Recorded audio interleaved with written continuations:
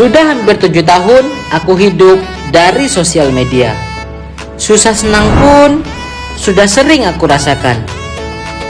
Tapi aku selalu berusaha memberikan yang terbaik untuk penontonku dengan konten-konten yang kubuat.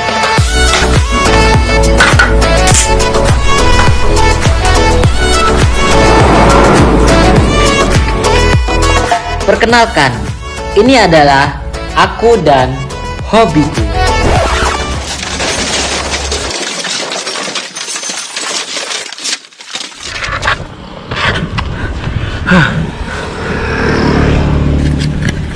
Oke, no problem. Still good, maybe. Sepertinya masih aman dan coba kita terbangkan lagi. Yuk, let's go.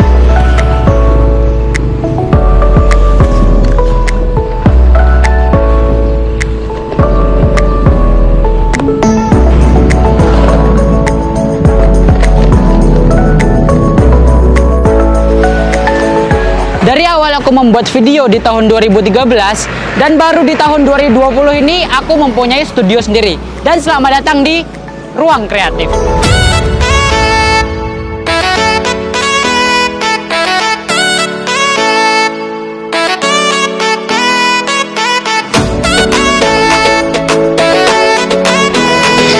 Ya, jadi disinilah tempat kita meluapkan kreasi kita.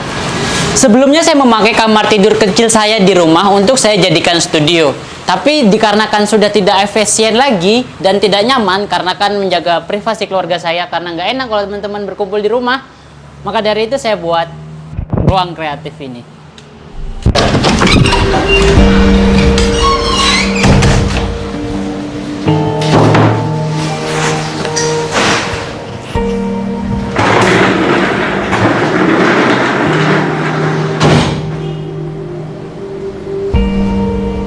YouTuber, profesi yang sangat diimpi-impikan oleh anak zaman sekarang. Di tahun 2014, saya senang sekali jika disebut sebagai YouTuber. Tapi sekarang, tidak sama sekali. Melihat sosial media yang semakin berkembang, dan YouTube yang kontennya semakin bisa kalian nilai sendiri, membuat saya tidak suka disebut sebagai YouTuber. Saya lebih suka disebut sebagai konten kreator. Karena menurut saya konten kreator adalah seseorang yang meng-create satu konten, yang membuat suatu konten dari ide konsep, skrip naskah, proses pembuatan, bahkan sampai proses editing, ia ikut terlibat di dalamnya. Menurut saya itu yang disebut sebagai konten kreator.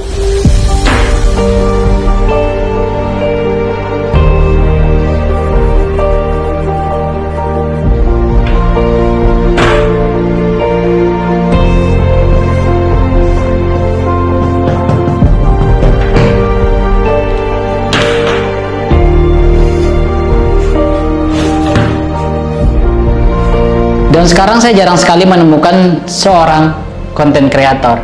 Yang banyak saya temukan adalah orang-orang yang semakin sembarangan dalam membuat video.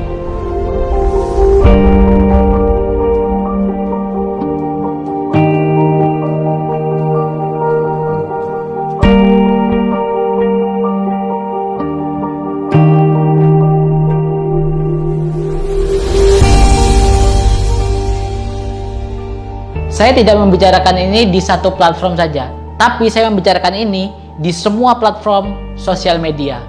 Kenapa orang-orang bisa mengupload video yang tidak pantas untuk dipublikasikan? Apakah mereka tidak memikirkan dampaknya untuk dirinya sendiri, atau bahkan mungkin orang tua, keluarga, atau lingkungan di sekitarnya? Atau mungkin bahkan konten yang dibuat bisa sampai ke ranah hukum.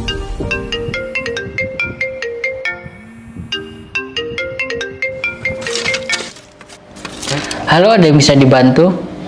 Apakah benar ini Bapak Bi? Iya, benar, dengan saya sendiri. Apakah Anda bisa segera ke kantor? Untuk kita bahas tentang konten-konten yang Anda buat. Perasaan konten saya nggak ada yang salah.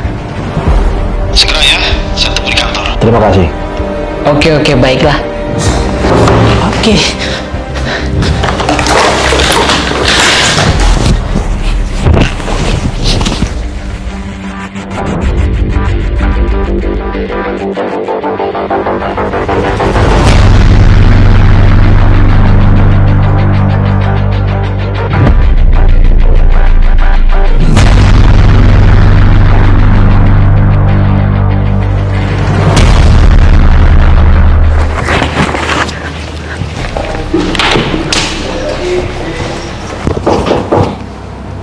Ya, masuk. Silakan.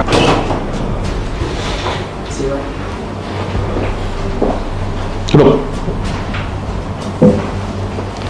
Kamu tahu salahmu apa? Enggak, Pak. Benar, kamu namanya Ibu Fabi. Ya, benar. Kontenmu berapa ribu? Enggak tahu, enggak gitu.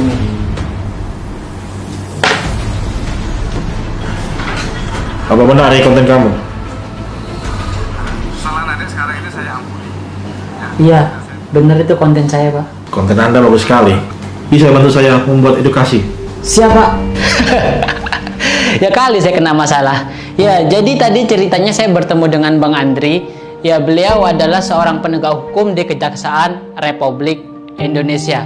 Saya kenal beliau waktu itu ketika kita menjadi relawan bareng ketika ada bencana di Lombok. Saya kenal beliau di sana ketika menjadi relawan. Beliau adalah sosok seorang yang sangat humble. Nah, jadi ceritanya saya diminta untuk membantu Kejaksaan Republik Indonesia untuk membuat edukasi ke masyarakat tentang bagaimana cara bersosial media yang baik dan benar. Perkenalkan, nama saya Andri Westiawan. Saya Kepala Seksi Penegakan Hukum pada Asintel Kejaksaan Tinggi Lampung. Pada kesempatan ini saya akan memberikan edukasi kepada teman-teman penggiat media sosial untuk Undang-Undang ITE, Undang-Undang Nomor 11 Tahun 2008 tentang Informasi dan Transaksi Elektronik. Ya, melihat perkembangan zaman dan kemajuan teknologi, ini membuat kita lebih bebas untuk berekspresi. Tapi di balik itu semua, kita juga harus berhati-hati dengan apa yang kita perbuat di internet. Jangan sampai dengan apa yang kita perbuat itu menjadi bumerang untuk diri kita sendiri. Makanya kenapa saya membuat video edukasi ini, agar kita semua bisa mengenali hukum dan menjauhi hukuman. Saat ini banyak orang beranggapan bahwa ini kan sudah masa kebebasan berekspresi, dan itu sebetulnya sudah menjadi hukum internasional. Kenapa enggak kita menyampaikan ekspresi kita dengan gaya bahasa kita, dengan bahasa yang dunia? Kenapa yang kemudian negara kita kemudian mencampuri? Perlu kita pahami bahwa hukum di Indonesia ini mempunyai politik hukum bertujuan untuk ketertiban masyarakat. Tidak mungkin suatu negara tidak punya aturan, akan timbul kekacauan nantinya. Maka sebagai warga yang baik, kita harus mematuhi hukum itu sendiri, kenali hukuman dan jauhi hukuman. Ya, saya juga bertanya dengan Bang Andri, kira-kira konten apa saja yang tidak boleh kita lakukan oleh kita sebagai penggiat sosial media. Konten-konten yang tidak boleh dilakukan oleh teman-teman kreator tentu saja harus dipahami bahwa di dalam Undang-Undang ITE ada batasannya. Misalnya salah satunya adalah kesusilaan, muatan perjudian, kemudian pencemaran nama baik atau penghinaan, itu paling sering dilakukan. Kemudian berita hoax, dan yang paling penting sara atau suku, agama, ras, yang itu sangat sensitif dan kita harus pahami sebaiknya itu dihindari. Ya, semoga dengan adanya video ini kita bisa lebih berhati-hati lagi dengan apa yang kita perbuat, dengan apa yang kita unggah di internet. Pintarlah dalam bersosial media. Ya, mungkin cukup sekian. Kalau kalian suka sama video ini, kalian tahu kan harus ngapain. And okay, see you. Bye.